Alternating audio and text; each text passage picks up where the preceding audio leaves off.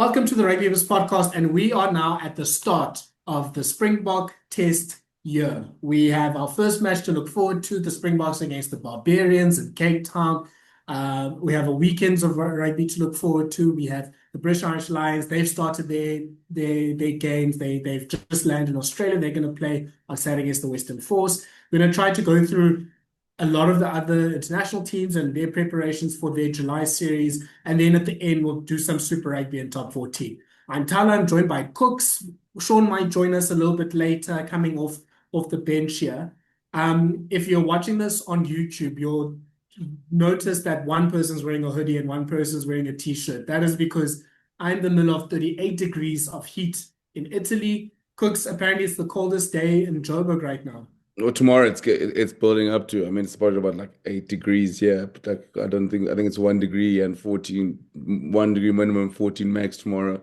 It is going to be a cold weekend, but well, at least it's dry. I mean, Cape Town is it's bucketing down there, so and we'll get into the game. But I mean, I think you might get a 15-14 sort of test match as to open the test season. I know it's not officially a test match, and last year there were guys like we're treating it as a test match. Well, we're getting test match rugby conditions on Saturday. Yeah, Sasha versus Jamine kicking battle seems to be on the cards for Saturday. 6-2 split from Speaking of the the BaaBaas, so it shows exactly what are we in for on Saturday. Yeah, look, I mean, interesting BaaBaas team. We'll talk about it because I don't think the Barbarians have ever picked a 6-2 bench. So Robbie Deans is also trying to play, I think, the weather here. But the Springbok team, let's talk about that first. And it's a pretty good mix of youth and experience. There are four debutants in the team. Vincent Chutuka is starting. He's going to have his first cap starting at blindside flank. And then coming off the bench will be Manus van der Merwe, coming off at hooker as well. And then, sorry, at the props, we have Asnathi Tlabakanye who's starting and Nyetling Fouchier coming off the bench.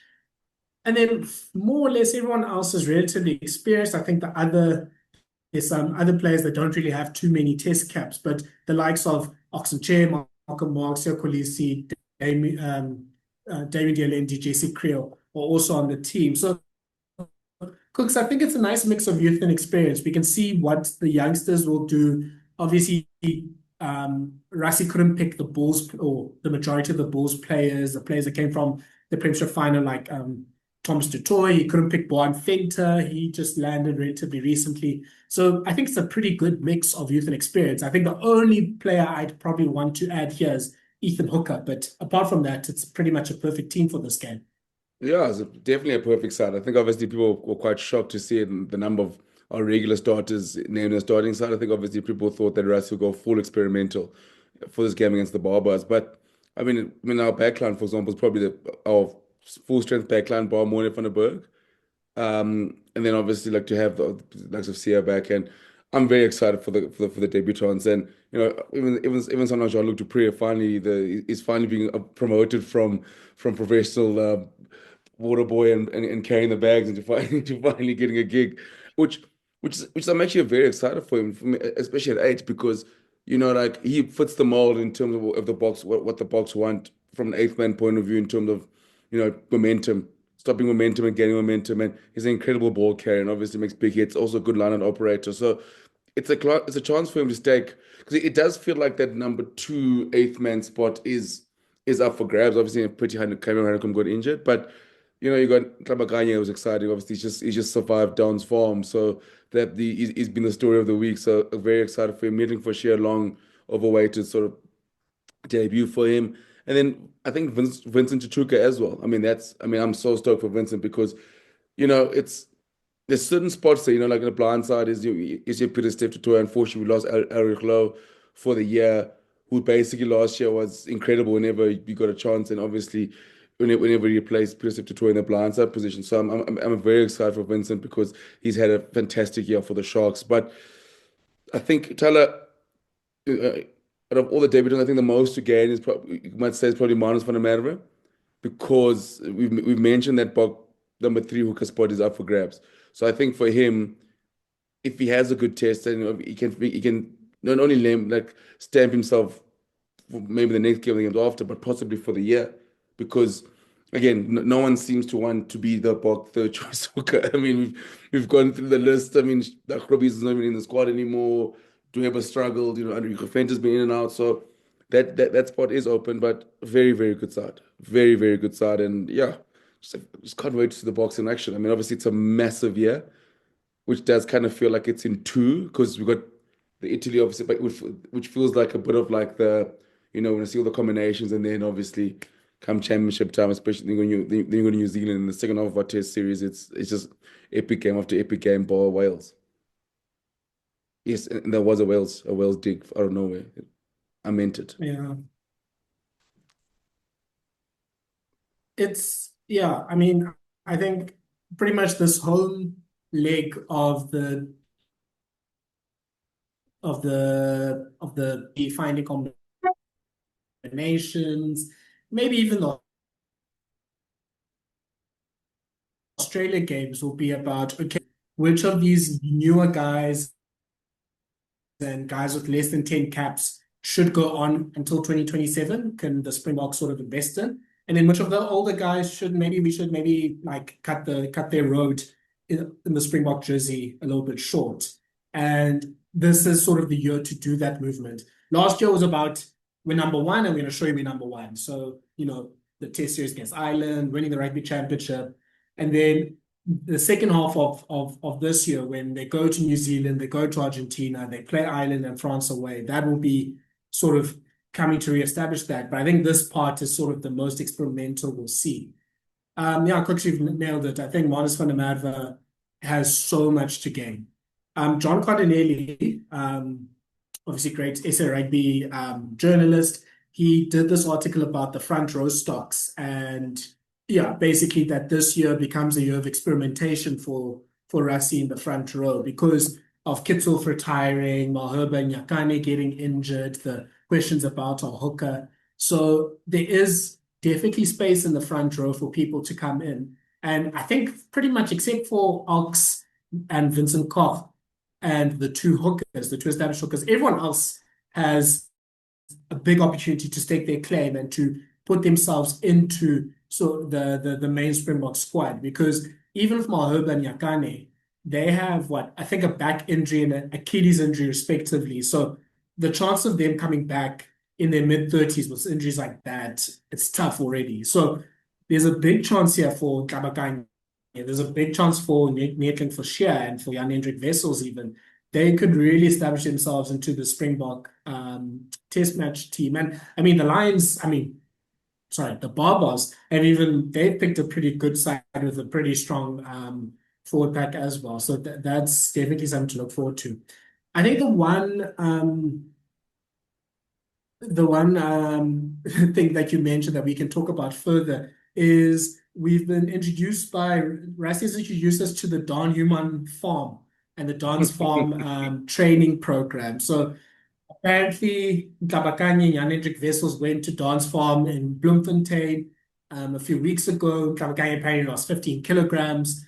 I guess they've learned how to scrum and to scrum low as well. Because, yeah, I don't know. Like, I'm glad it's not Kamstaldraad because we've had getaway farms for Springboks before, and that hasn't worked out than other farms that the Springboks have had before.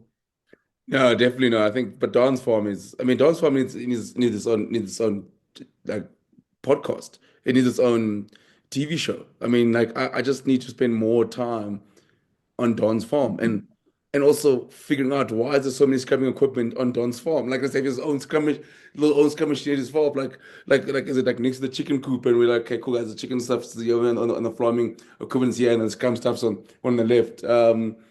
I mean, it's incredible. I mean, what a story. I mean, obviously to lose 18 kgs for Tabakanya is incredible. The real loser here is actually the Lions strength and conditioning coach. Basically what the boxers said, like, I mean, you had this guy for the whole year. I've had him Yeah. I have him for a few I have him for a few weeks. He lost 18 kgs. So what on earth is what on earth are you guys doing? Shame the poor Lions conditioning coach. Like that classic 50 Cent meme on Twitter telling us like what you saying fuck me for? Like I'm just like Don, like So it's like I thought I was doing something. I thought I was doing something right. But no, it's incredible. I saw Jan Hendrik Wessels also was also there.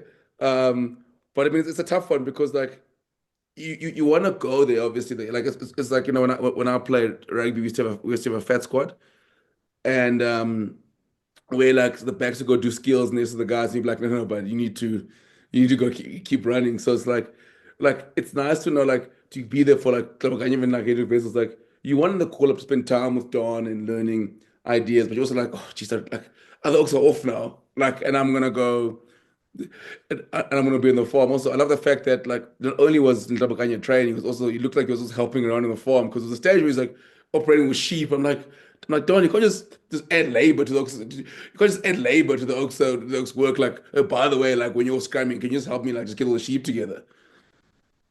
Bro, farm life carries on. There's no public holidays. There's no nothing. If you farm, you farm. So that was just part of the deal.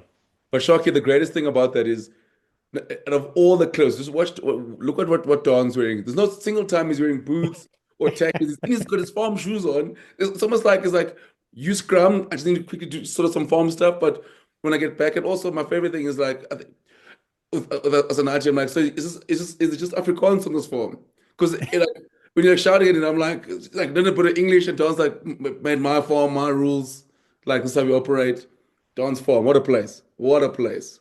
Yo, guys, I'm so sorry I'm late, Yeah, but it's Super. wow, what an amazing, I know, what an amazing time to come in. Just happy vibes. I obviously missed all the Super Rugby shit. No, no, that's later. Oh, we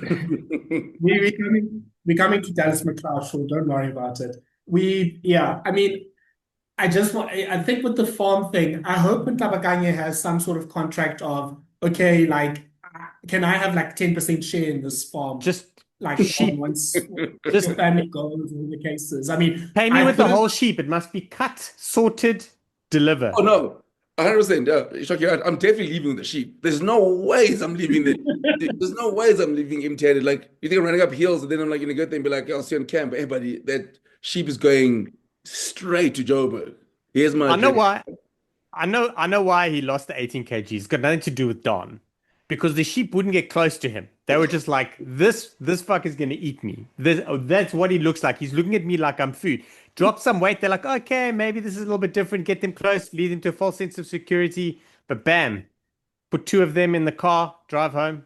No, Yo, 100%. My thing, the cool thing is it shows how much the Springboks do back Arsenal in Tlabakanya because I think obviously bro. like Rassi said earlier, it did want him to get down to 140, and if they didn't, they wouldn't send him to the farm. So it just shows actually the value because I mean, because the thing is, he's got it ticks every box right for the box, and unfortunately, like in Rassi, it is fair to say like maybe it does do slim down a little bit for international rugby, especially the way the box play, the high intensity they play with. So it's great for him as well, and Yannick Bruce already phoned them and he's yeah. like, listen, I've got this guy, he's called Ben Tamiafuna. Can you just take him for the off season?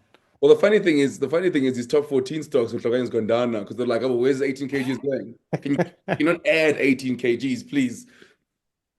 Listen, you probably spoke about it, but you talk about like the value, how much they value him, but we constantly are just changing the norm. I love it. Like you turn a corner, you don't know what's coming, but now everyone is like, whoa, hang on a second. When they talk about like guys loving, like they love each other, it's personal. This is what it means. You go stay with Oak. It's David Goggins, South Africa. There you go. Go live with the Oak, and then you learn. It's and also, is that where he hid all the scrum machines? Because Yeah, he took all probably. the scrum machines away from Springbok training. He just put them on his farm. Yeah, put them in his far. And I'm like, John, but he's only got that one. Shame, I've seen that. I remember I spent a day at the Lions, and that one man little scrum machine thing, that thing is proper. That they all say that thing it'll break you. That thing. So if Don is using it, that machine is proper. yeah, look, I think a few things about this. So, Tlabakanya, it's so funny because, yes, obviously his condition doesn't look great, but he plays for a team that, obviously throws the ball around, and his numbers numbers are right up there in terms of rucks hit. We know he can tackle. We know he can carry. We know he can do things around the field. Obviously, Test match rugby is another level, and obviously the Springboks know better to be like, okay, you do need to at least get this excess weight off. So that is helping a lot. And like you said, Kooks, I mean, Toulouse was interested in looking at Tlabakanye, earlier this year, I think. And yeah, that's probably almost killed off his chances now of going to the top 14. The thing I think we talked about in the story is that Neetling Forshia also just went to the farm as well. So I don't know, Cooks, I guess as an auntie did tell Neetling, hey, if you come here, you'll get a sheep or something like that. So Yeah. I don't know. I feel like all the props now are going to want to come. You're going to, I think as a prop, even if you're not invited, you're going to just be like Ox's. I mean, I'm sure Ox obviously knows scrumming like the back of his hand. He's going to be like, I'm coming. I mean, Trevor Nyakane, he's injured. He's going to be like, no, I'm coming as well. So I think this dance farm thing is going to be like almost like if you don't, it's like those parties you go to in high school, university. If you don't get invited, you're nobody. Even you could miss out on a Springbok call up as long as you got invited to the farm. Then you are classified as a scrummager.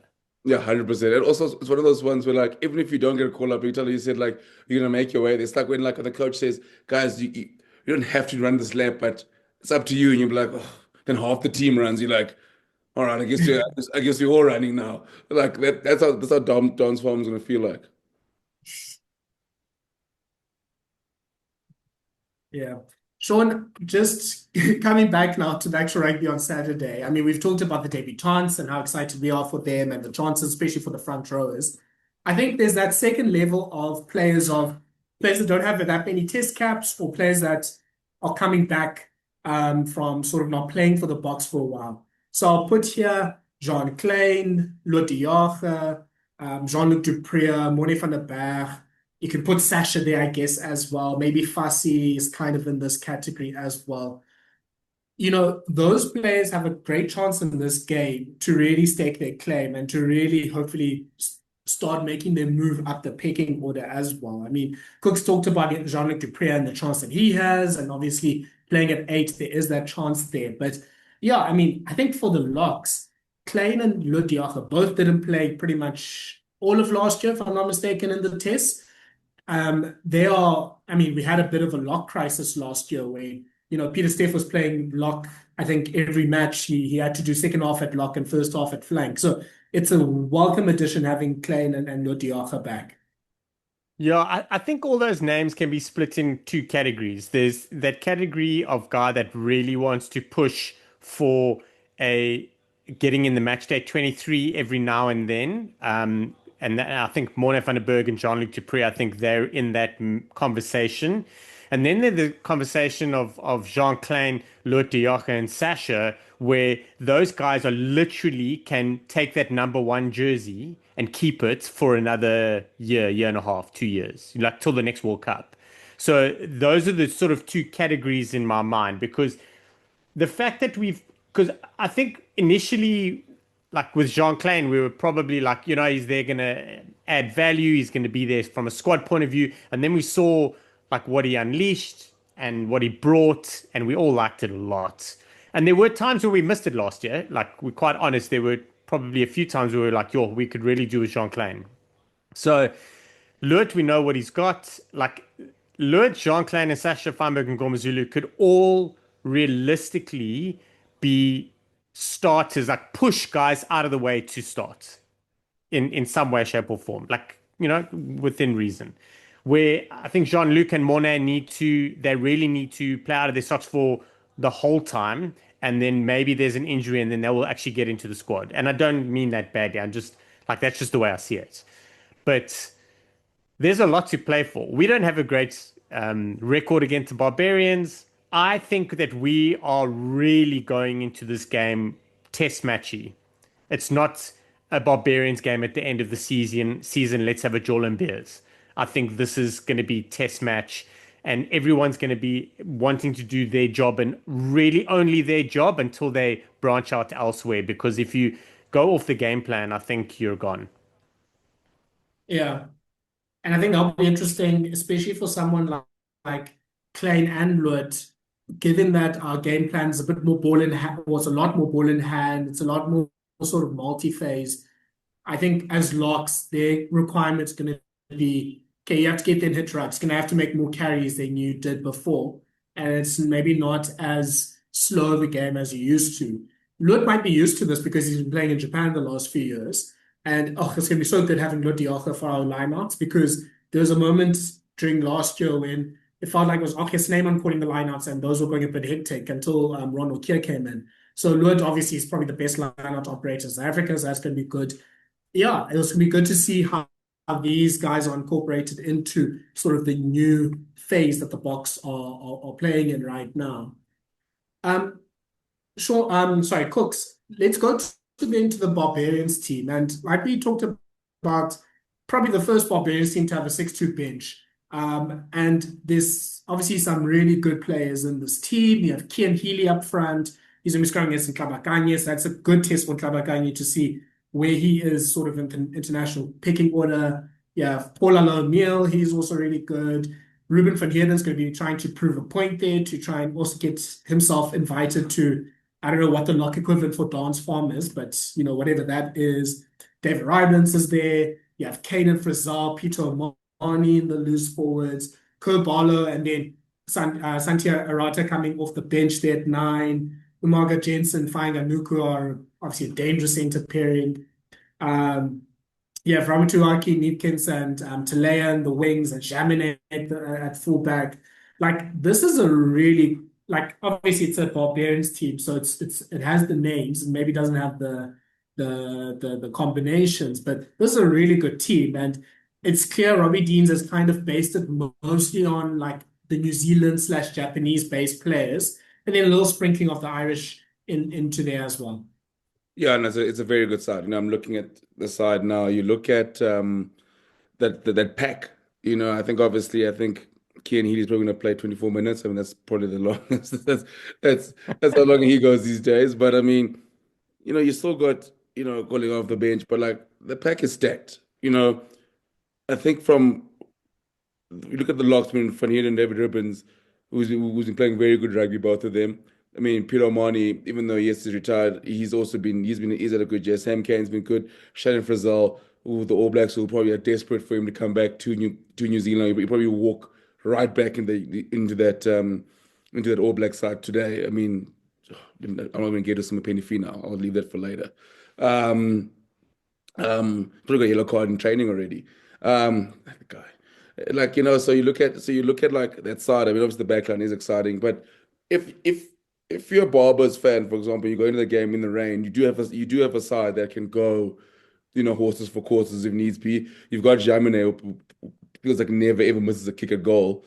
So I'm nervous in terms like, because not per se for the Boks, the result is that the rain is a leveler, and it's heavy rain at the moment in Cape Town. I feel like that could be a bit of a leveler. And yes, I think I think especially scrum time is where we'll probably end up where's the best place to dominate. But because from lock to eighth man, they stacked, and you still got Sotutu, you got Boshier off the bench as well. So it's a good side. I mean, they're definitely going to give us a test. And Shocky mentioned like the Boks are treating it like a test match, and it's so weird as the week goes by. I've also felt it's starting to feel a lot more test matchy as we're going from both sides. You're going, the weather's playing up.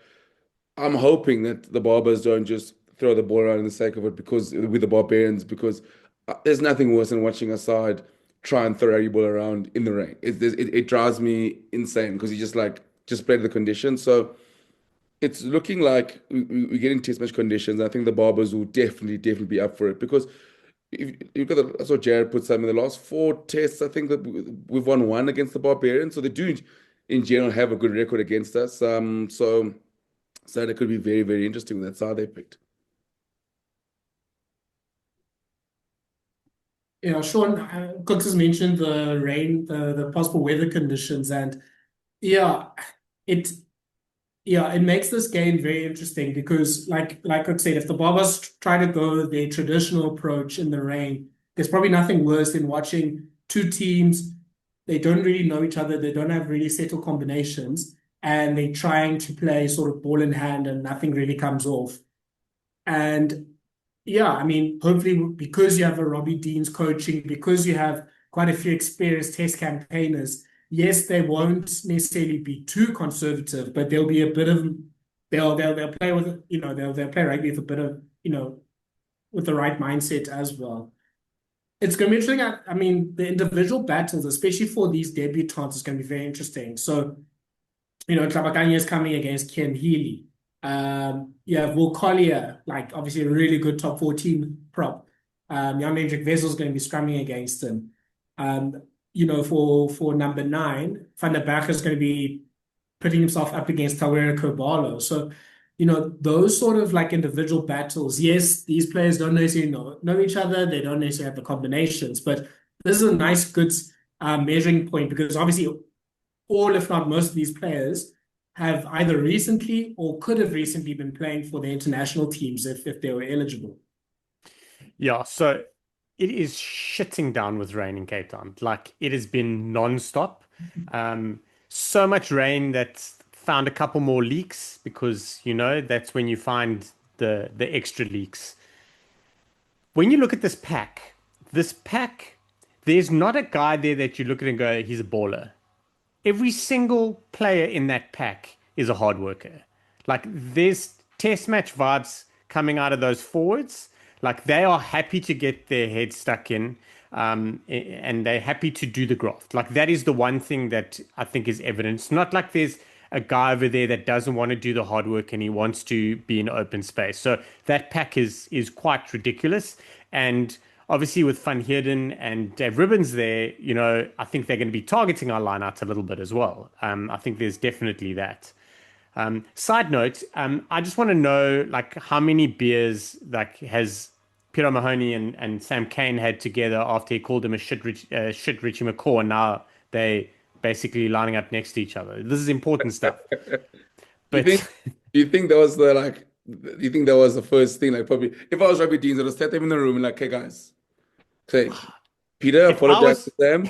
Sam, apologize to Peter, please. One is you're not telling like Sam. I mean, Peter, tell Sam he's not a shit Richie McCaw, and Sam, please don't call Peter Mahomes a choker again in the Twitter. Please, let's just put those issues to bed, because you're right. I mean, it must have been a very interesting one. But I'm sure they must have had a phone call. Like, listen, mate, like, come on, let's let bygones. Because and the things sweep it under the rug, bro. Sweep it under the rug. At least for Sam Cane, it's easier for him to let it go because like he got the last laugh. He's like, well, in there, like at least. It would have been different like if they said the All Blacks had lost the quarterfinal. Then I'm like, there's no way I'm playing rugby with this song. Sorry. There's no ways. I wonder if Robbie Deans was like cool, chatting to Peter Mahoney, chatting blah blah blah. He's like, listen, and introducing the players and then introduce Sam Cane as the shit Richie McCaw. Do you think he like whereas he stepped in around the like out of the smoke and come in the corner? I'd hope so. But apparently, I mean the on the Tuesday night the BaaBaas had a big shift at Blondies. I tried to match them last night. So they were Caprice on Sunday. Yeah, good. Not all of them, but it's a good week for Blondies. They made a lot of money from the Brumbies and myself over the last 2 days. It's not even the weekend. So I know that I think today they're on a wine farm today. So I think, I mean, to be fair, they've trained more times than other teams have, other BaaBaas teams. The fact they train Monday, Tuesday is actually is the real story. Really? And I saw they were training at Hammies as well. So normally they train in like a park, like on the way to a pub. They're like, oh, there's an open space here. Let's throw the ball around. You go order the beers. We'll be there in a sec. Who's got 2 balls and 4 cones? Make it to Market Field. I just want to know who's the biggest shit stirrer there. I honestly think Kobalo and Peter Mahoney. I think those two are gonna be stirring the pot all day. Did you guys hear in For the Love of Rugby that the BaaBaas were trying to get Dan Cole to play one more match? So they messaged him. They're like, "Hey, you keen to come?" And then they were literally like talking about this when they're recording the podcast live. And Dan was like to Ben Young's, have they maybe messaged you? They want you to come. Then Ben Young checks his phone and the message is like, "Hey, do you have Dan Cole's number?" That is brilliant. That is absolutely brilliant. Wow. So yeah, I love. I mean, obviously the BaaBaas ethos is fantastic, and everyone loves that. And yeah, I'm hoping that they. I mean, we see that the Springboks have released their jerseys, and obviously everyone's in love with the '95 replica. I mean, there's not many jerseys that are better than the Barbarians jersey though, and I'm hoping that they're gonna be selling that also in Cape Town on Saturday because that black and those black and white. I mean, it feels like rugby jerseys or sort of that rugby jersey style is almost a fashion thing now. Like I'm seeing it also like in Europe, like women will be wearing like that sort of the collar and the stripes and everything, and I'm like, oh, okay, look at these barbers. I mean, even at the French Open tennis final. Sinner and Alcaraz looked like they were going to be playing for the Barbarians the same. The one thing, the two jerseys I've always said, like neutral jerseys that that can never go wrong is a Barber's jersey and a British and Irish Lions jersey. They always look good. Every time, whatever designer, whatever brand it is they make, they always look good. The Barber's jersey is very nice. Even the Lions jersey, oh, it is. Those two jerseys is just like you just can never go wrong with it. I mean, a couple of years ago, I got given a Lions jersey doing as for like a campaign, but they gave me the players one.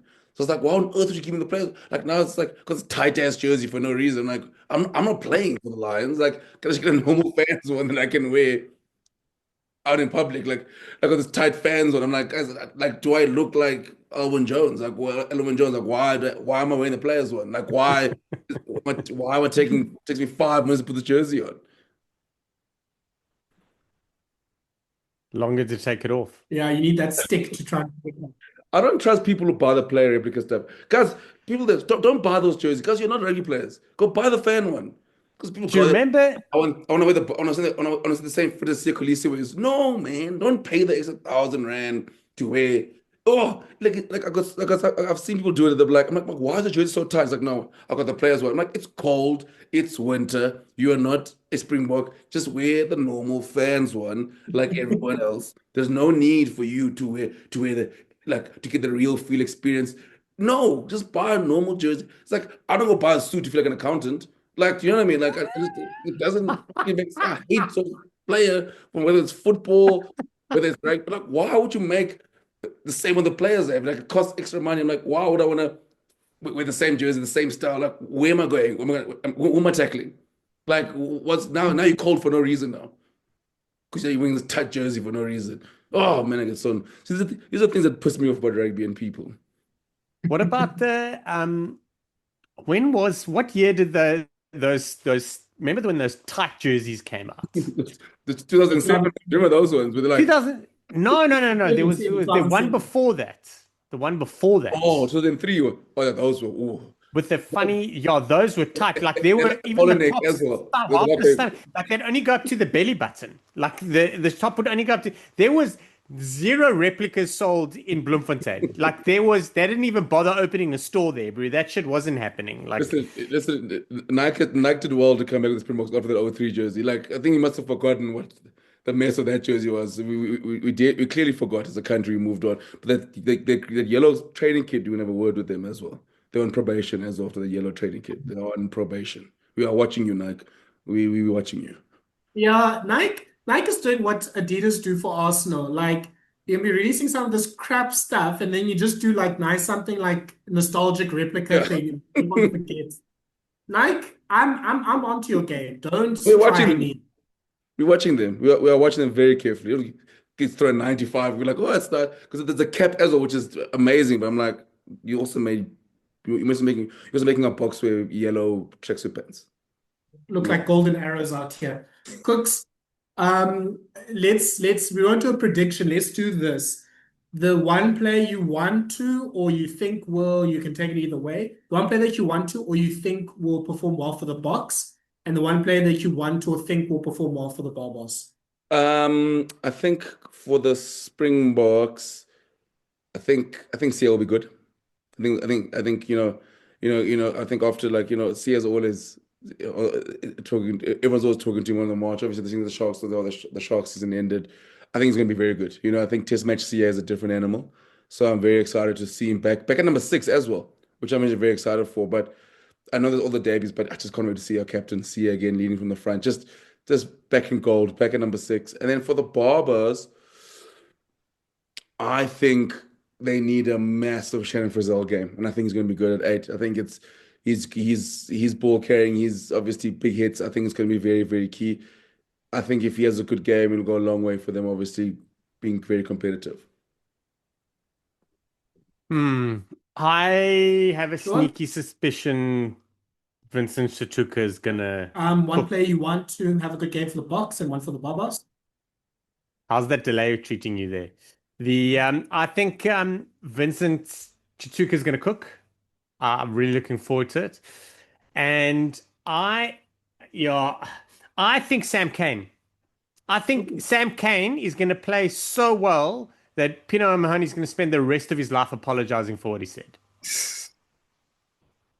See it live up front next to him as well. How good he can be. Yeah, right next to him. Um, As just before they pack down to the scrum, you just look over the lock's backs and you just give him a wink.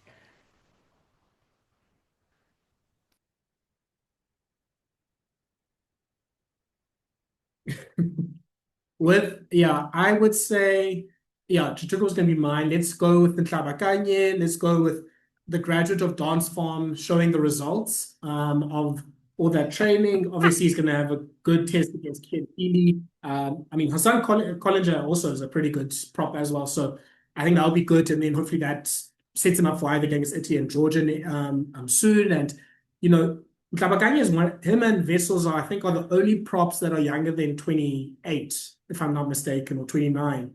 So it'll be great if both of them, or at least one of them, sort of comes through and we know that they test level quality over the next few weeks. And then for the BaaBaas, I'm going to cheat here and say Ruben van Heerden. It'll be great if he can sort of throw the cat amongst the pigeons and be like, well, guys, I'm still here as an option for lock. He's been somewhat overlooked by Rassi, somewhat surprisingly. I mean, obviously, there's a lot of options at tight head lock, and he's been playing more loose head for the Stormers. So he can kind of go between both sides there. But I mean, especially last year when there's a locking crisis, he wasn't really picked. This year, every lock, and Akobus Visa's even jumped ahead of them. So I think Ruben van Heerden will be very motivated and probably will put on a good show in front of Rassi and Co to be like, hey, don't forget about me. So that'll be something to look forward to. I think let's go then to the British and Irish Lions. Guys, we didn't record obviously after the game on Friday. So I'll start with you, Shaun, kind of similar to this question we had now. From Friday's game against Argentina, Argentina won 28-24. Argentina, which is great, I think, especially in the counter-attack. Their defense was solid. The Lions, I mean, well, we can talk about it. I think some good signs, obviously a few worrying signs, but I think it's mostly things that they can fix over the next few weeks. But in terms of the players, one player whose stocks rose and one player whose stocks fell in that game on Friday. Um, oh, yeah, I think Sione Tuipulotu at 13. I think his stocks fell. Like I had a massive issue with their loose trio, and I had a massive issue with their midfield, and they've fixed it this weekend. So, like if I think stocks rising would be a big, proper, legit blindside flanker.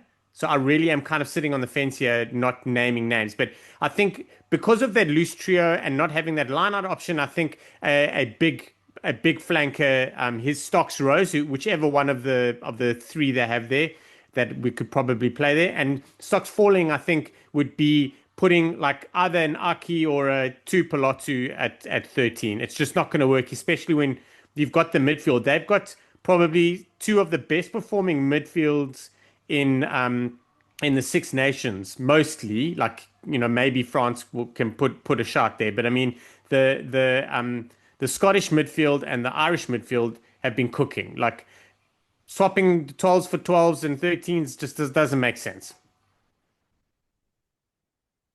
Yeah, I think that has been something that they were kind of almost running into the same spots at times both Gandhi and Sione, so that became a bit of a problem.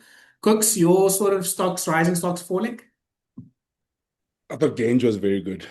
And Such a he was fan. incredible. I think Gange has probably moved himself into that starting number 1 spot. I think I mean it's a tough call, him and Porter, but what Genge gives you, I think he's come out, and also he gives you the ball in hand. As good as Porter is, but so not Porter. What's the? It is Porter. So I'm thinking, yeah, as good as Porter is, what Genge gives you, off the ball is so dynamic. But it's a tough one because people thinking maybe went from the bench, but I thought Genge was fantastic. Um, Stocks, it's hard to say like stocks because Miles also, I think Miles both actually Bundy Aki and Siona Tupulu. I think for them it's weird because they're probably both competing for the same jersey, and and I don't think they had both of them did never stand out game. I think that's probably where the worry is. Like for the Lions, obviously, I think now it's great that you do have Ringrose and Hugh Jones. Hugh Jones is making his return this weekend from fit. But yeah, I don't think it was a too big of a game from Bundy and Sione. But again, now they basically duke it out now because I see Tupelo is back at 12 this weekend, and I'm sure Bundy Aki will get. I'm sure Bundy Aki will get a game midweek. But with the Lions, I see a lot of obviously guys on Twitter talking about like, is this a starting side, which is a test team? People at ease. If Finn Russell's playing, just know it's a test team, guys. It doesn't matter who the other 22 guys are. If Finn Russell's playing, just know that's the test team. That's all you need to know. Jerry can write the winners and losers articles and go to play rugby. Just know if Finn Russell is in the field playing 10, that is the test team. That's all you need to worry about. So this weekend is the test team. Simple as that. Whoever's with him, then the other 23, don't worry about the other 22 guys. If Finn's there, everything's going to be okay. Oh, goodness. I think I don't think Finn Smith's stocks fell, but I do think the hype about him being the starting Lions 10 has sort of slowed down a little bit. And yeah, Finn Russell, I think, has taken his spot at pole position for now. But my player, stocks rising. I'll go actually to the wings. Because Shaun, you've mentioned, I think the loose forward situation. Kooks, you've mentioned the midfield. I think stocks rising are Mac Hansen's. And he was really good, and obviously he knows how to play the Farrell system. He's really good as an extra playmaker. So obviously between him and Lowe, they're going to be great. Even someone like Elliot Daly could sneakily be someone that becomes their player 23 because he is that sort of playmaking type of player.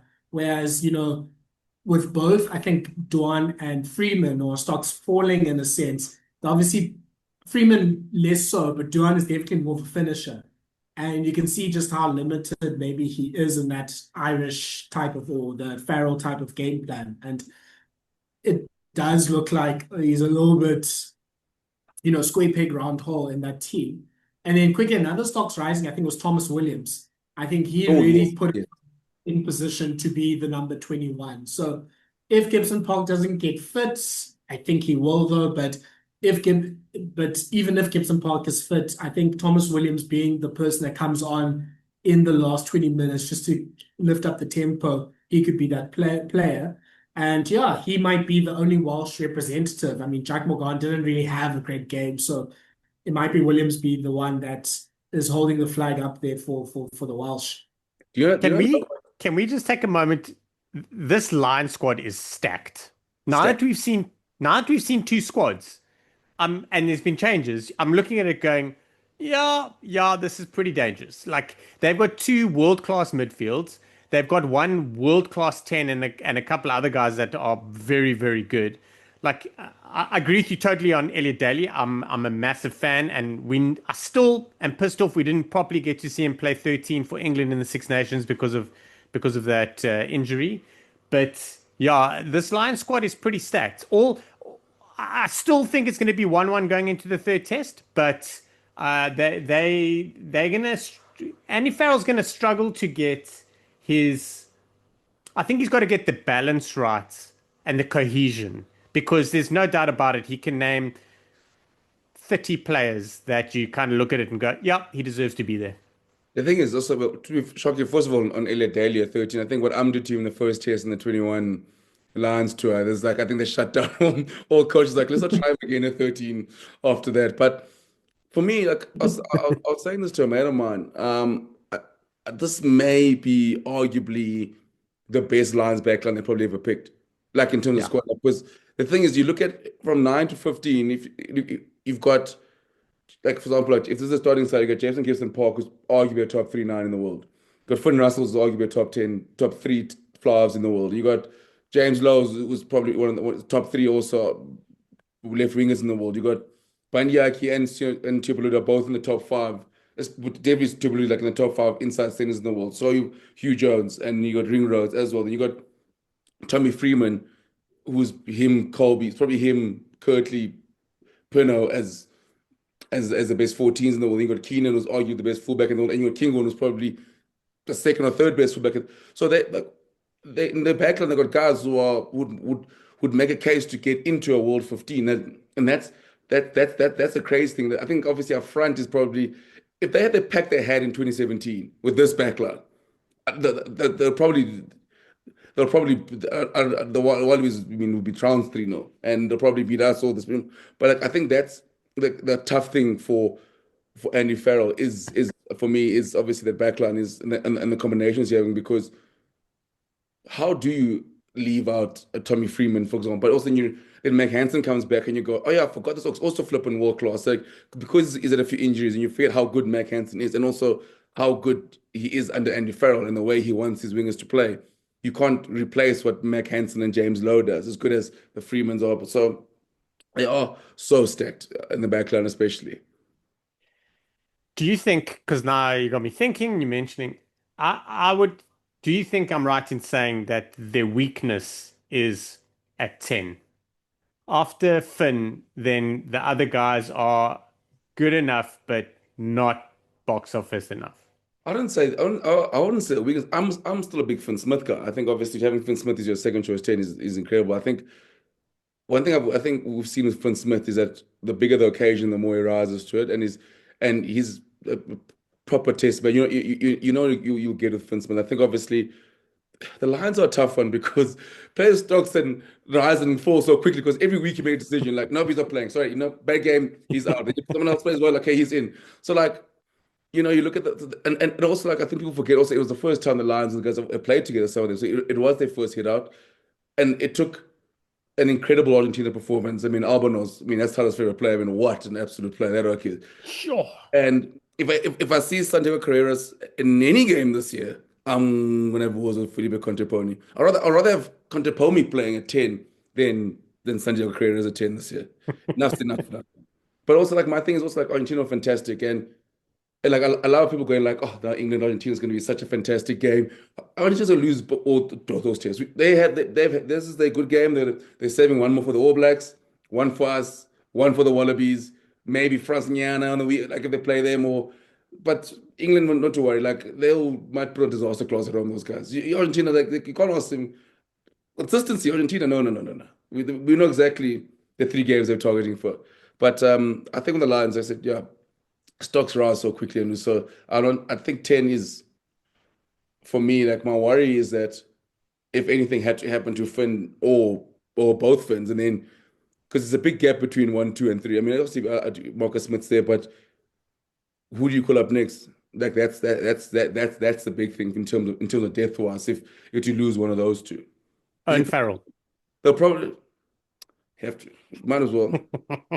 He's allowed now to. He's taking Saracens' place, so he can actually come back and play.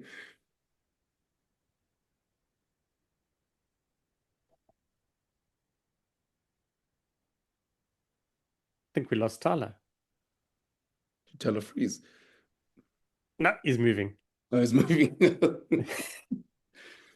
The question is Thala going to unmute? But no, but the question of Thala is looking at it. I'm like, is Thala going to unmute or not? But I mean, Shocky, do you see this thing? Obviously, the Force named quite a strong side. Because apparently there's some agreement that the Lions and the Wallabies signed before. They're like the Wallabies have to like release a certain amount of Wallabies. I'm like, Lions, no, you must play against guys who are from Perth Farms, guys who've never seen rugby before. That's the guys you play against. It's not our fault. It's not their fault. Now I must sign agreements. Like if I'm Joe Schmidt, I'm like, why on earth is Ben Donaldson who's potentially has a chance with my 10 playing against the 15? I'm like, at 15. They must play against guys who are 15 years old or 16 years old who just guys who just left school and like, hey man, are you keen playing against the Lions this weekend? Because all other players aren't available. That's when the Absolutely. And then he doesn't have to buy another beer for the rest of his life because he's going to be a freaking hero in his own like postal code, you know? Like that's what I'm after. It makes me wonder when it's that Australia and New Zealand side mix, like who they're gonna pick then? Like it's spicing up. I think they've named 5 players in it already. So Kurtley Beale, Uru's in it. Uru, a couple guys, but it's gonna be a little drips and drabs. It's gonna be like a Barbarian side where they're only gonna really name their full squad like 3 days before the game, and then they're gonna name their match day 23 the day of the game. That's kind of how I feel.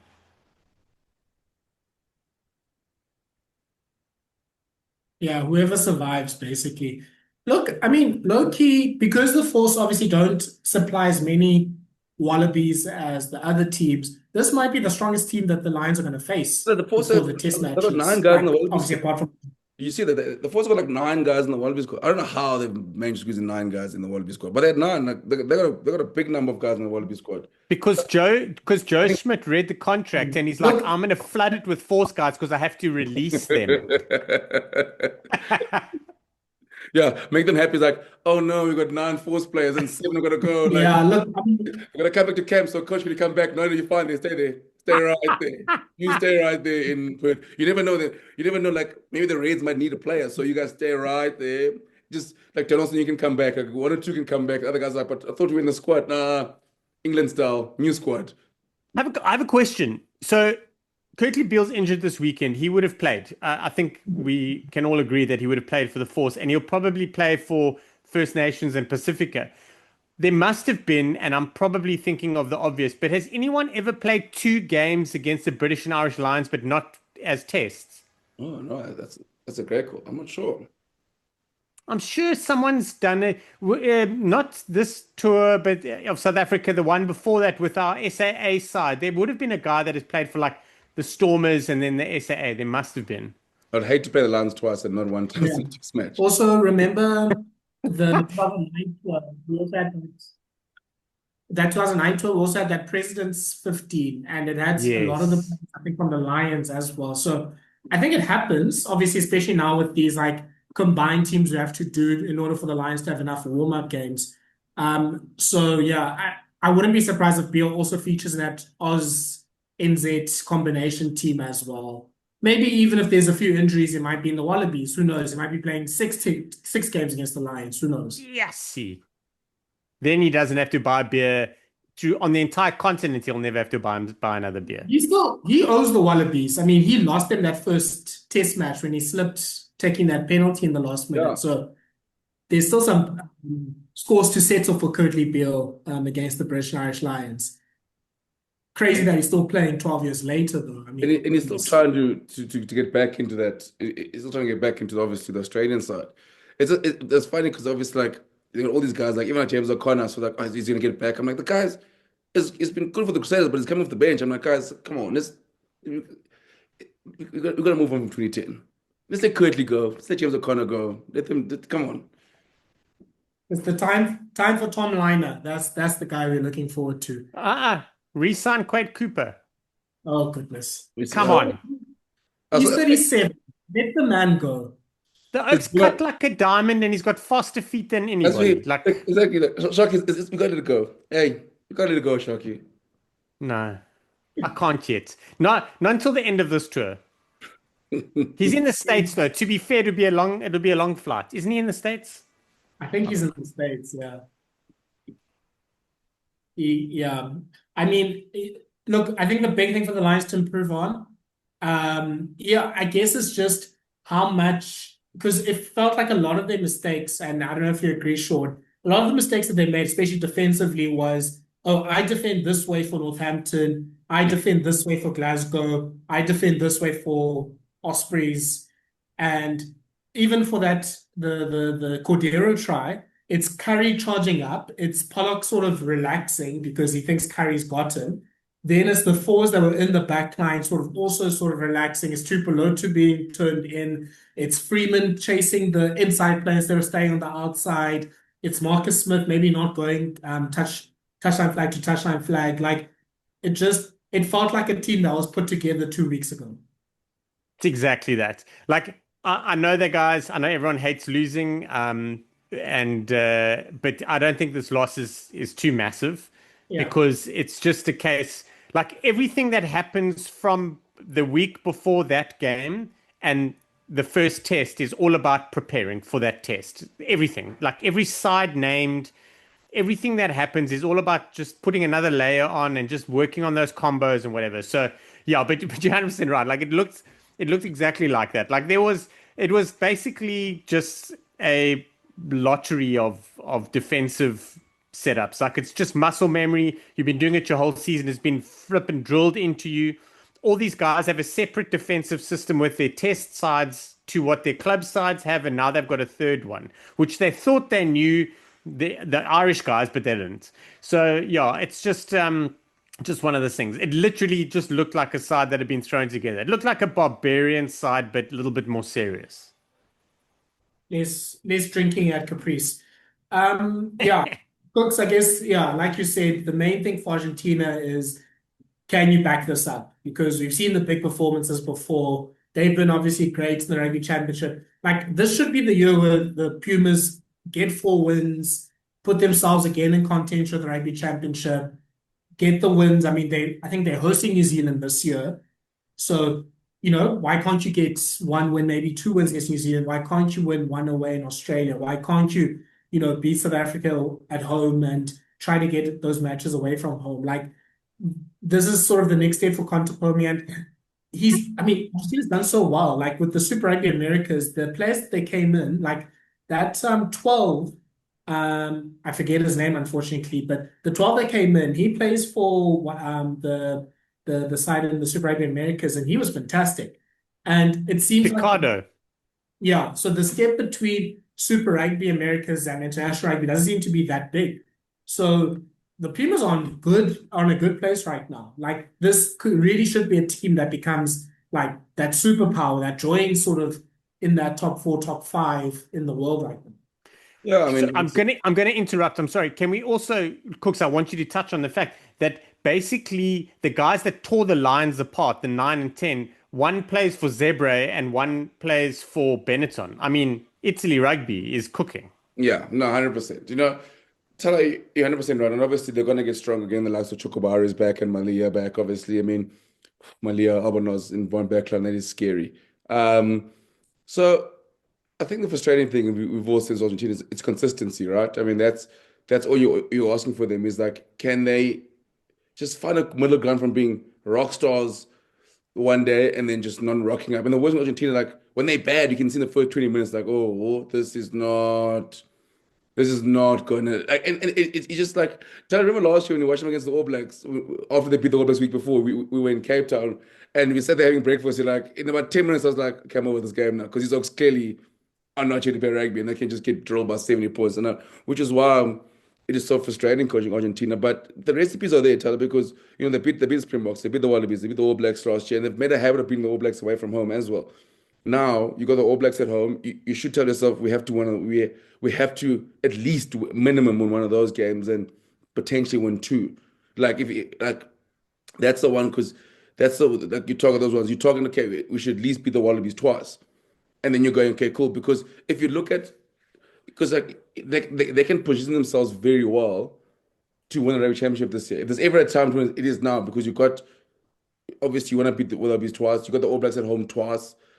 And then obviously then Springboks, you basically got in Durban and London, which is I mean I'll say it's a home game for the Springboks, but again it's a neutral venue. So they got all the recipes there. And I think obviously for me it's key. The frustrating thing for them is they have to go and beat England.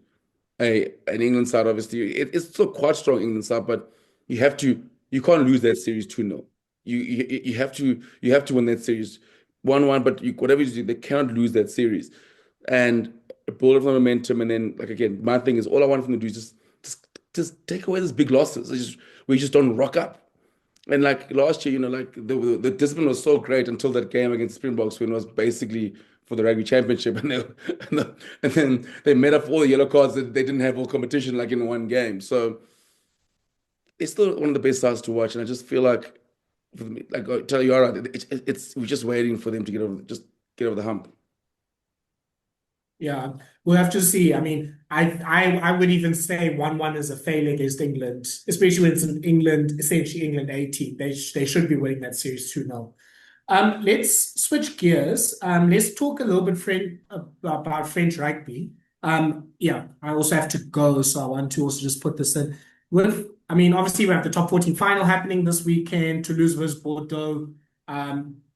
I think the one thing we can be assured of, and that's what Jerome Kino said in an interview this week, it won't be 57 points to 3 this week. I mean, fair enough. I mean, there's no DuPont. I think Bordeaux's a lot better than they were last year. I fortunately had the privilege of going to the top 14 semi-final, the Toulouse Bayonne one. And guys, French rugby know how to put on a show. Like, that was an amazing experience. Like, they hosted in Lyon, and the whole city was pretty much geared up for the rugby. They had this like park and ride thing, and people could like there was all singing and shouting and everything. And because it's a neutral ground semi-final, there were fans from pretty much every team. So I saw Clermont fans and Stud fans and not so many Racing fans actually. And Because they knew. Racing knew. Racing didn't even try to come to Lyon. But yeah, it was such a festival of rugby. Like, France, I think, is a lot similar to our rugby culture in some ways, where they really love it and they're really passionate about it. So the Friday night was fantastic. Then we were in Lyon on Saturday afternoon, or in the morning and the afternoon. So in the morning, we went to this display that the top 14 were doing, where there were like little like activities and games you could do, and sort of like sponsor activation, that word, activation that they were doing. And that was so cool. They had like this thing where you could go into a booth and commentate on like one of the French tries, or like top 14 tries. I think I did a Damien Penaud one. My French was horrible, but they said you must just shout as much as possible. And I got that assignment down. Did you do it in French? Yeah, we have to get it. We have to get it. I'll see if I can find it so we can put it up on the YouTube page. But absolutely, then the words there, and you had to like just go crazy essentially. So yeah, I don't know if I mean, French wise it was horrible, but I think I got the passion there. Like the guy said this was one of his favorite ones, so I was like, you know what, I'll take that. But that's the best. Yeah, and like there were fans everywhere. They were singing. Like you go to like the piazzas, and there are guys having beers and shouting and just singing the whole time. I was just like, this is such a festive atmosphere. So I'm sure the final will be similar. I'm trying my best to see if I can go there without paying. Like, I mean, the tickets actually aren't too bad. I mean, the most expensive ticket for the final is about 2,000 Rand. It's not horrible. It's just getting to Paris is probably more my problem than actually buying a ticket for the match. So yeah, look, the top 14, I sort of came from the top 14 being like, look, I totally understand why this competition is one of the most popular competitions in the world. Well, is the most popular rugby competition in the world. Like, if they just tried 5% to market it to English audiences, it'd be even more popular. But France being France is like, we don't really care. Like, we know the good thing that we have. If you want to watch us, you'll have to pirate it from a strange site and watch our highlights in French and all that sort of stuff, which in some ways I'm like, I kind of respect that. But yeah, I mean, Toulouse played pretty average, but they got through against Bayonne. I think Bordeaux were quite good. Shaun, I think Bordeaux are the favorites. I think so too. I wouldn't have even said it 2 weeks ago, but I think they might be, which is quite something. I think obviously this weekend, I think Rumar's out for Toulouse, but Barbarians is back fit, so he's past his concussion issues. So I mean that's a massive loss for Toulouse and a massive gain for Bordeaux. But yes, I think they might be favorites, and I think it'll probably be a little bit of muscle memory that'll get Toulouse over. That's kind of how you feel. You feel like they're sort of hanging on to it. You know the sides that are just on that just before they start that dip, that can hang on for like another season and still be good. where Bordeaux are clearly still on the up. So I think Bordeaux would be favourites. Yes, imagine. I mean, it's kind of Cooks to connect it to Super Rugby. It's kind of the Crusaders Chiefs situation where, it should be the Chiefs, it should be Bordeaux. They're the ones in form. They're the ones that are playing well. They have all the good players. But yeah, that sort of championship DNA can come through. And I think that's what Toulouse will be relying on. And that's what Crusaders did. That, Cooks, I know you have some great words to say about Dallas McLeod right now.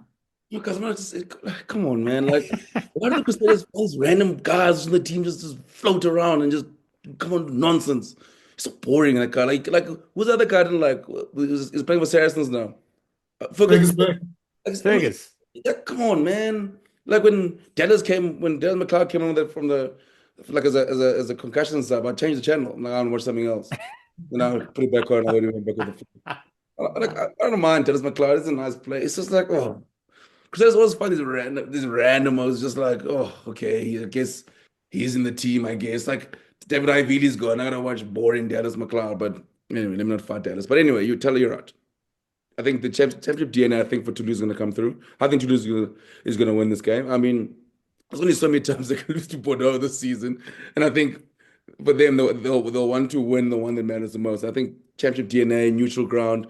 Because, like, you look at the semi-final for the Champions Cup. I think for me, if Bordeaux was at home, I think that's that mini edge, that gave them the edge. But yes, I know, obviously, like, Toulouse is probably not at full strength no Dupont, but I just think the championship DNA is going to come through. I think obviously the fact that they've lost to them in the Champions Cup, I think that is going to spur them on. Obviously, I'd love to see Bordeaux do the double, but I think championship DNA comes through because it's funny with these sides. Like you look at the Crusaders, for example, and they were great in that first half. And the first game against the Chiefs, they were nowhere. I mean, Chiefs absolutely blew them out the park. And then that second game, in the first half, they were great, and the Chiefs obviously in the second half were outstanding. And then in the final, they just shut down the Chiefs. Just like again, championship DNA, you got guys who've been there many times. And unfortunately for the Chiefs, you do get those demons of having lost 2 straight finals, and then you're going up against guys who've got the likes of Ivy have got what 6, 7 Super Rugby titles, so they know this, they know what the movies like. So I think for Bordeaux, I think also winning the Champions Cup for Bordeaux has helped them. So I don't think they will be going into the final going, oh geez, we've been here before and lost. But I think Rugby Heritage and Championship DNA is gonna win again this week. Also, which 5 players do you think Galtier will send down? Because guys, I'm telling you now, it's not a bad squad. That squad, I'm like, I look, pack-wise, but that backline is not bad. I'm like, this squad can do something in New Zealand. And then you add the 5 guys, whoever the 5 guys are. If I'm New Zealand, you better make sure you don't let this thing get to 1-1. Like, win next weekend, and then when the guys get back, make it 2-0 early. Because my thing is, do not let these guys, let these guys get a 1-1. If I'm the All Blacks, don't make this thing interesting for no reason. France should not win a game. They shouldn't win a game. And all of the South Africans will be piling on Ben Smuff if that does happen. The funny thing, I hear from James Harrington that the 5 players that will be selected, depending on what happens with injuries during the weekend, are not the experienced players. It seems like Galtier and I guess Alan, whatever you want to call it, are going to sort of choose sort of younger players from Toulouse and Bordeaux. So from Toulouse, it's going to be Pierre-Louis Barassi and Josh Brennan. So the Barassi, the midfielder, and Brennan, the lock/flank. And then for Bordeaux, it's Gazzotti and Bochaton, the 2 loose forwards, and then Deporter coming into 13. So yeah, it's not Ntamak, it's not Ramos, it's not. I thought maybe they'll say like I know they got a house story there. I thought maybe they'll say, Jalabi, come on, just sit Jalabi, just Galtier just like, you know what, I don't like this guy anyway, so go down to New Zealand. Like, come here, like, how dare you get the news? Come here, race for what? Come sit, come play rugby. But anyway, those guys will make it. They still make a massive difference, I think. But you're right, like Shocky, everyone's gonna be like, haha, like France hit the squad. If France, all Galtier wants is guys to play well. I mean, there's 17 uncapped players, right? So if France is 3-0 and Galtier goes, listen, we're competitive for 3 games, he will take all the abuse and be like, job done. That's exactly what I wanted to happen. It's a development tour. So Yeah. Some stats on this squad this is a squad without the 5 players. So the 37-man squad that Galte picked. Captain is Galfiku. He has the most caps by far with 94 caps. He's still only 31 somehow. Fiku and Pharrell Williams have the same sort of anti-aging thing that they're using. It feels like Gayle Fickl's been 31 for 3 years. Yeah, I can't believe Fiku is literally the same age as we are, or as I am. Like, it doesn't make sense. Then Rabah Slimani is second most experienced with 57. Roman Taufifanoa is third with 54. And then out of the other 37 players, 18 are uncapped, so 10 forwards and 8 backs. And then another 10 have less than 10 caps. So Taking a piss. that's 28 players with less than 10 caps in that 37-man squad. So, yeah, I mean, the All Blacks should win this series. I think the first test goes to France, though. I do think this will be like Kooks, like you said, there's going to be 1-1 with the third test. And I mean, if we can transition to the All Blacks. For spice reasons, I really want France to win that first test because Galtier will be so smug and be like, what's the fuss about? You guys, you want to see Tamak, you want to see all these guys, but like, look at these guys being the All Blacks. Like these are my stars. Oh, I'd love for the first game. The DuPont GOAT discussion will go absolutely insane if they're like, well, Nolan Garrick won in New Zealand. How can it be? Exactly. Yeah. Look, on the All Blacks, it's not a bad squad, but there are some worries, especially in loose forward. I mean, Nosa TT, they haven't, for whatever reason, picked Nola Kaya as well. They haven't picked Blackadder and Papali. So, Cooks, your favorite player, Samapeni Finau, might be starting with Savea and Jacobson, who's my favorite player, Mina sarcastically. I think the big strength that New Zealand needs to rely on is that tight five. Newell and Tamaiti Williams must scrum the crap out of the French, especially because France's loose heads don't have any experience. The backline team still seems good, but it'll be interesting to see whether they go McKenzie or Bowden Barrett, what they do in midfield. Yeah, Shaun, I thought the Razor era would have a lot more changes than this, but it's seeming like a bit of a continuation of Fozzie 2.0, basically. It's weird. It's weird. There's some weird choices there. I agree. Like they've got quite a few holes.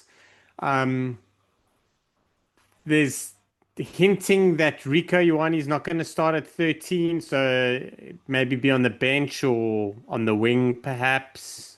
I mean, it's only about 8 years too late, but like, yeah, it's weird. Like they could have done better. I haven't watched enough Super Rugby to really comment too much on it, but it just doesn't look right.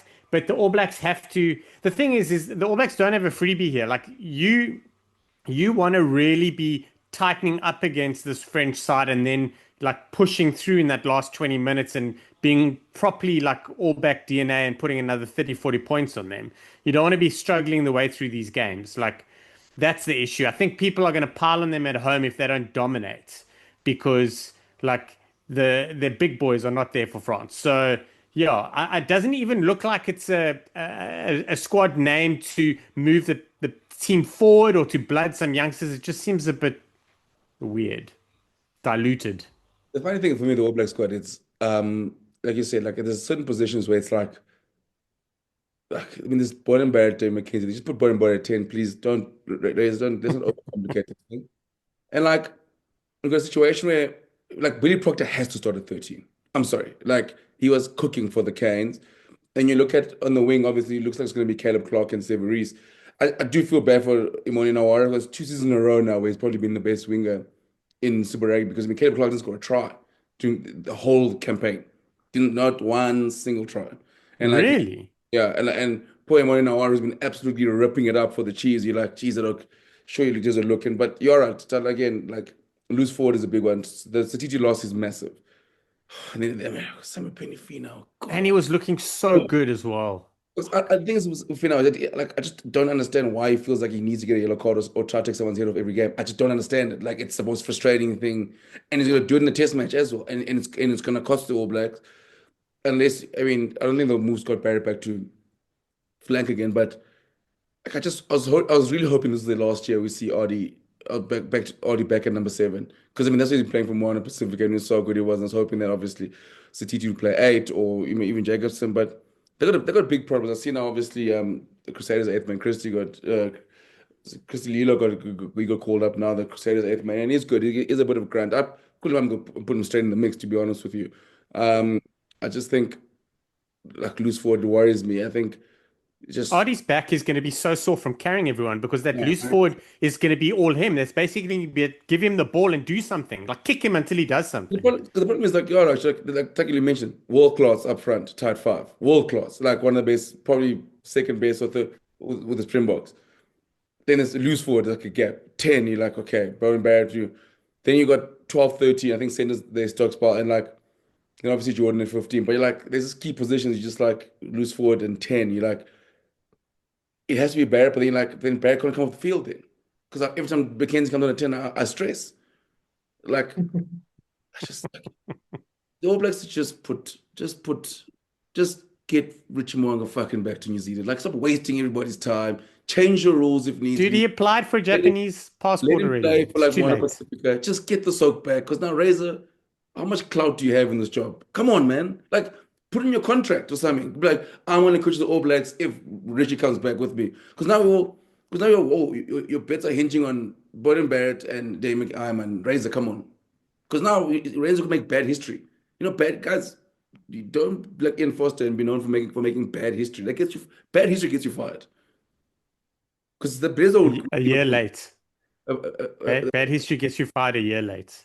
it is though. You see, must watch out. Australia could do something. You see, must watch out.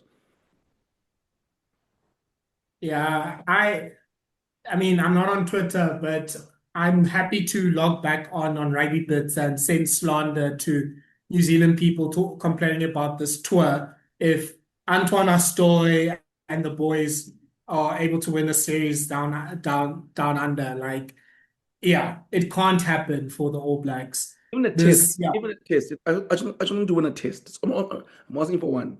Just one. The first one. Oh, Yeah. Like New Zealand showed progress obviously in that November tour. It looked like things were coming together. Like they beat Ireland well. They probably should have beaten the French. They beat England quite well. So yeah, this needs to be a build on from that. But unfortunately, because of injuries, you don't have the loose forwards you want. Maybe you're not able to sort of put in the combination that you want in other positions. So that's gonna be interesting. I mean, yeah, like Sean, you're right with the wing or Rieko Ioane thing. They've only picked 2 natural wings, basically. I think it's only Clark And Reese. and Xavier Reese. So yeah, it probably does mean either Rico or Tavanatu, like one of those players comes in and plays But on he's the got to play 12 though. I'm gonna have a quick look at the squad now. yeah. Geordie He's got- probably. you already probably played 12. Quinto Poyer's back. Thank goodness after Yeah, What's his so sweat? Quinn will play 13. But Twansi tried to ruin his. No, Lennon Brown's still there as well, or is he injured? He's in the squad. You're right. I mean, obviously, I think if LB is available, I mean, he'll probably maybe benching, but in the mix. But I just think Billy Proctor has done so much.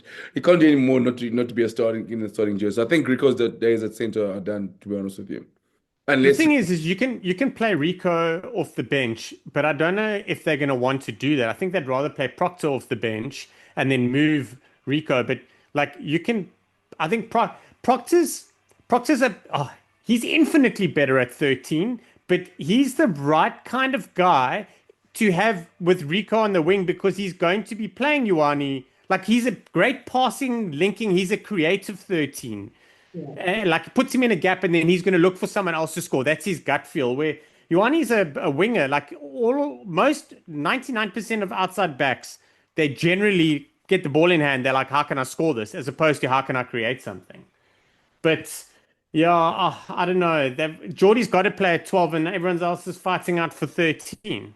Unless they put Geordie at 15 just to see if Leinster had a plan.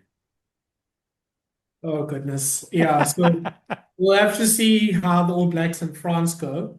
I mean, quickly on our visitors, Italy are playing this Friday against Namibia, starting their Southern African tour. Italy has left quite a few players at home for these tests.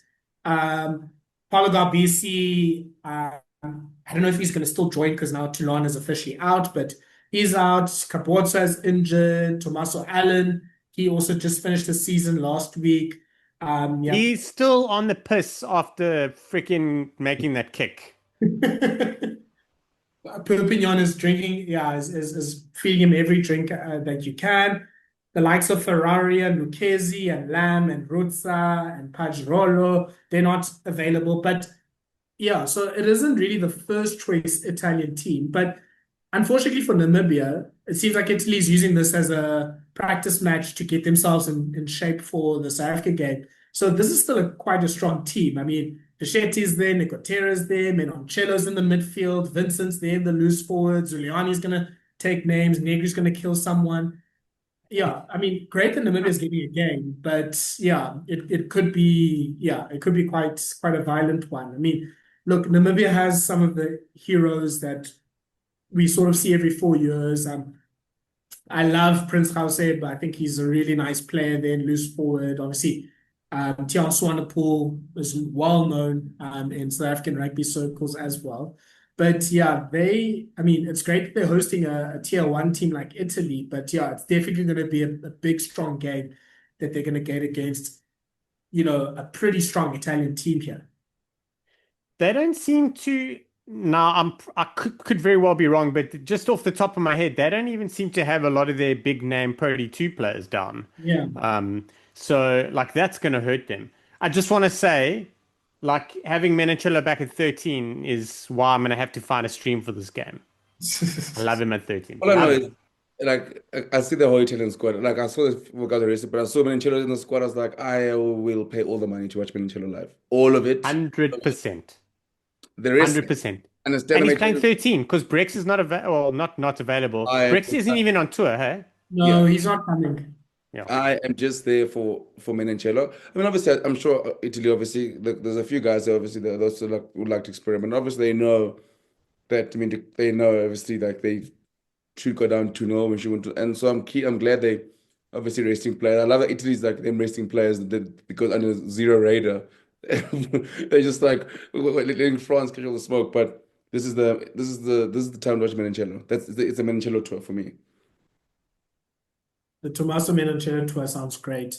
Yeah. Look, I mean, yeah, unfortunately, I mean, I think Italy might have had a small chance if they were in full strength against the box, with the box sort of rotating things. But yeah, it's going to be very difficult for them to do something. So yeah, hopefully good game for them, and hopefully Namibia also shows something. Yeah, I'm not too sure. I think Namibia has to.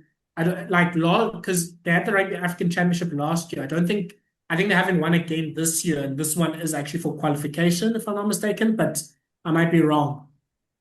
You'll have to fact check me on that one. James, yeah, otherwise, yeah, England squad's been announced. Wales is doing Welsh things and might be dropping two of their franchises by the end of this week. Who knows? And the CEO. Yeah. Unconfirmed, but that's normally how it works. I'm just saying, don't start any Does rumors Wales have because a of coach, me. by the way? No, don't be silly. No, okay, we're gonna do caretaker until the end of the World Cup. Until the next Lions tour, we'll do caretaker. Yeah. Wales and the New York Knicks are the two teams still looking for a coach. Yeah, Wallabies squad looks pretty good. I mean, yeah, Will Skelton is, the only overseas player. I guess we could have added a few more, but I think this is still fine. There's a lot of continuity from the November team. Yeah, Ireland is preparing for the series. Georgia's going to come down here. Portugal's going to play Ireland. Yeah, guys, there's a lot of rugby to look forward to now. Like this is the best time of the year. We're going to have get test rugby coming out of our noses the next few weeks. Yeah, it's exciting. This is going to be good fun. Can't wait. Yeah, it's going to be so good. In other news, it's shitting down with rain again in Cape Town. Yeah, I'm hoping that the Barbarians are nice and warm wherever they're drinking right now. Yeah, Forries. so just to make sure, in terms of predictions for the top 14 final, Kooks, you going to lose? Lose. Shaun? Bordeaux. Bordeaux by an absolute barnstormer, but it'll make it like a 3 or a 2-point win. Yeah, it would be great if it's like kind of like 2 years ago with Ntamaka, that last minute try. If LBB or someone like that. Don't do that, dude. My heart, whenever anyone talks about that game and that try, my heart breaks for Dylan Lates because all I can see is him sitting on the ground looking up. That's all I can see. Bro, I want to cry. There's nothing worse, I think, in rugby that sort of last minute missed tackle coming through. Yeah, I think Toulouse, but yeah, the head says Bordeaux probably takes it again. They just are too good right now. Am But I the only one who said Bordeaux out of us three? yeah, Put money in the pot. Put it in the pot. Shaun, you'll be our leading pundit if you get this one right. But yeah, I think let's call it there. Lots to look forward to. We'll finally have a Springbok rugby game to break down after this weekend. There's also, I mean, we didn't even mention that the Mario All Blacks are playing against Japan this weekend as well. So lots of rugby to look forward to, lots of things to wrap up. The test weeks will then be getting going in earnest. Follow us on our podcast platforms. Follow us on Spotify and on YouTube to get the podcast as it drops. Please like, share, and subscribe to all of our social media channels as well. And yeah, ladies and gentlemen, we'll see you again after the test happen this weekend to wrap everything up. Bye-bye. Yes, guys. Bye.